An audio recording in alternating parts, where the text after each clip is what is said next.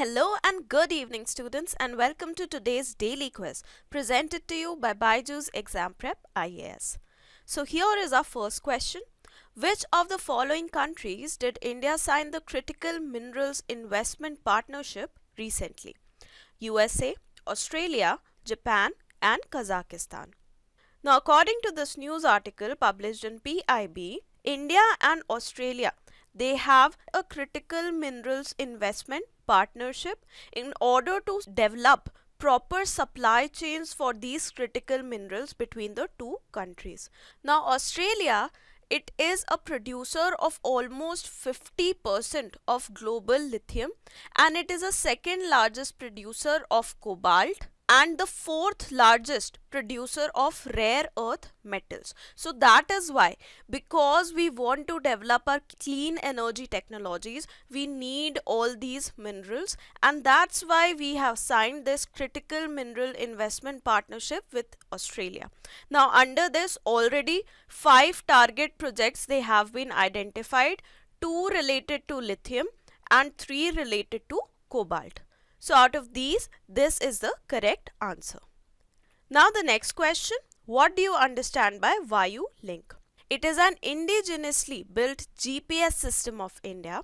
It is a digital platform for the coordination of the air traffic controllers in the country.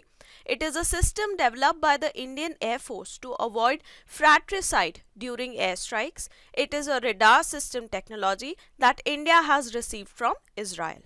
Now Vayulink, it is an indigenously developed technology by an officer of Indian Air Force that will help in preventing any kind of fratricide or killing of own friendly forces in case of any kind of air strikes. This has been developed especially after the Budgam aftermath.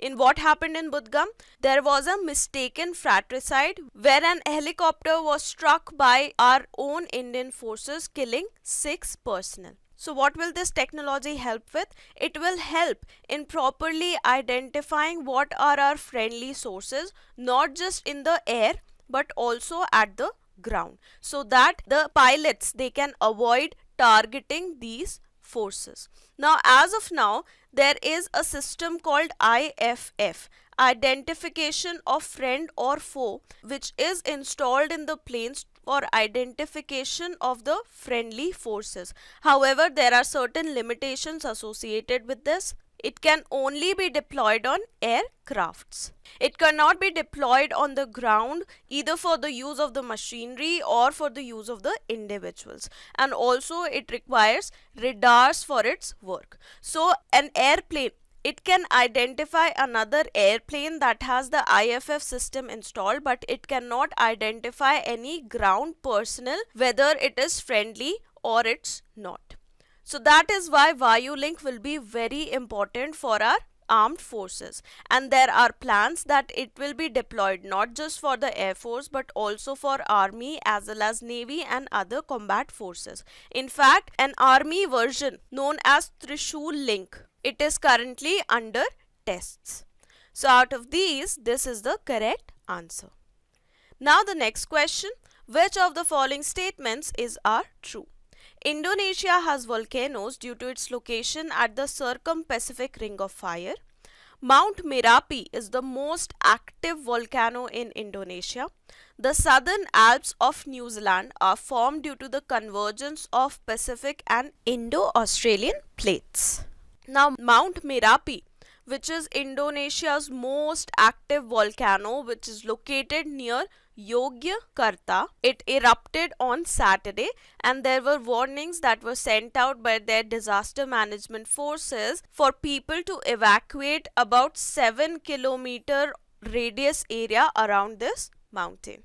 So Indonesia, it is located along the Circum-Pacific Ring of Fire.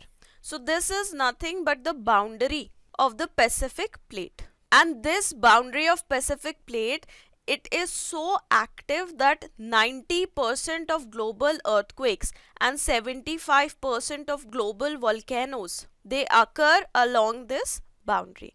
New Zealand, it is also located on this boundary.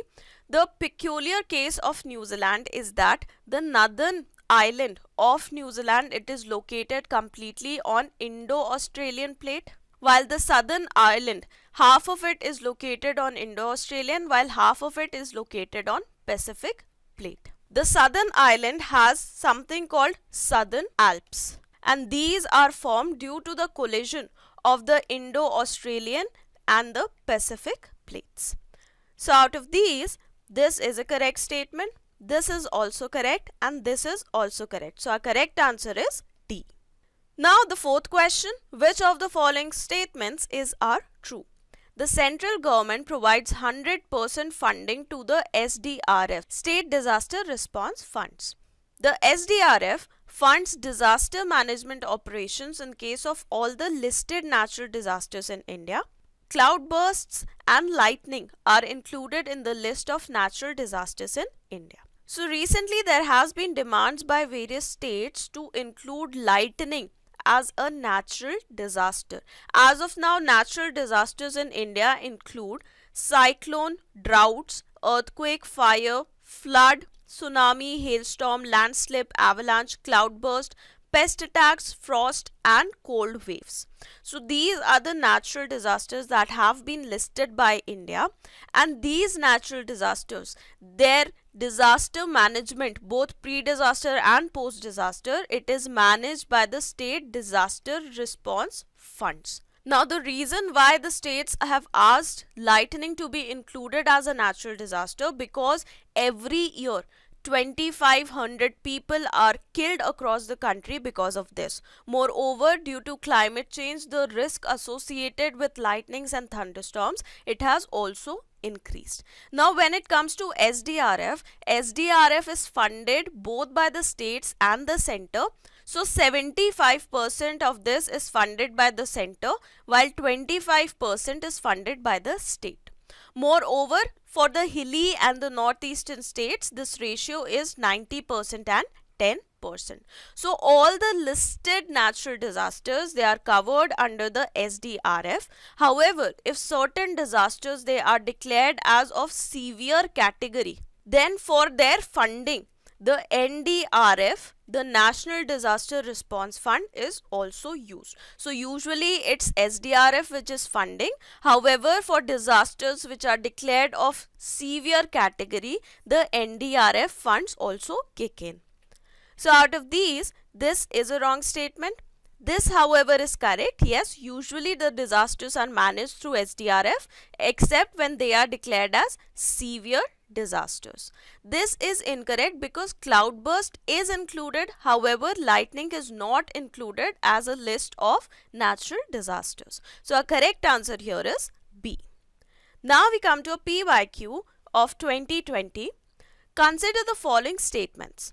Jet streams occur in the northern hemisphere only. Only some cyclones develop an eye. The temperature inside the eye of a cyclone is nearly 10 degrees centigrade lesser than that of the surroundings.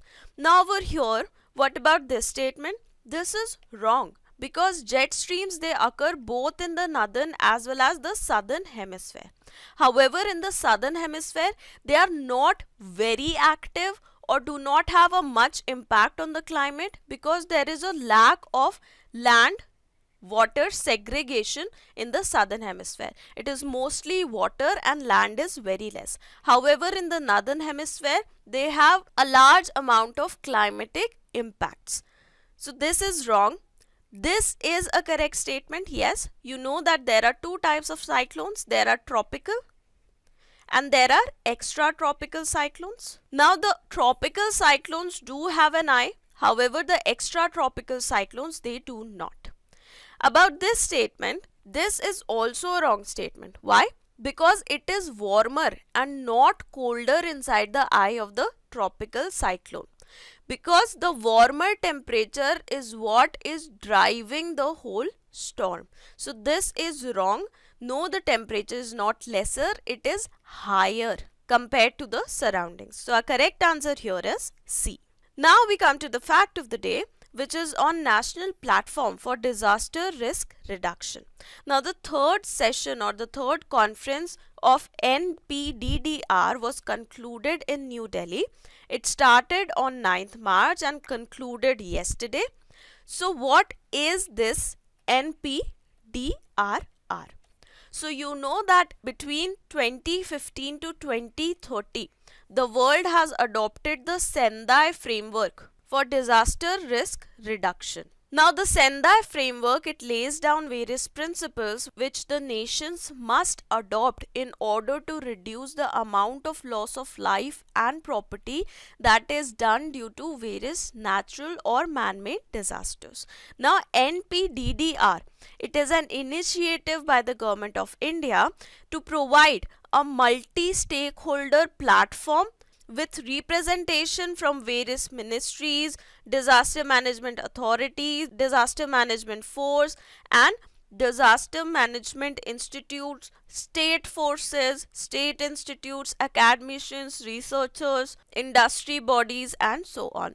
So this will provide a common platform to all these entities in order to facilitate dialogue, sharing of experiences, views, ideas, action-oriented research and explore various opportunities in the area of disaster risk reduction.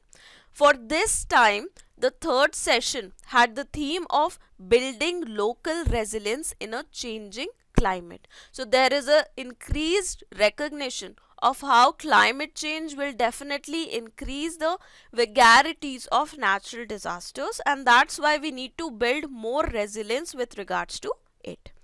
So that is all about today's daily quiz. I hope you were able to understand all the concepts over here.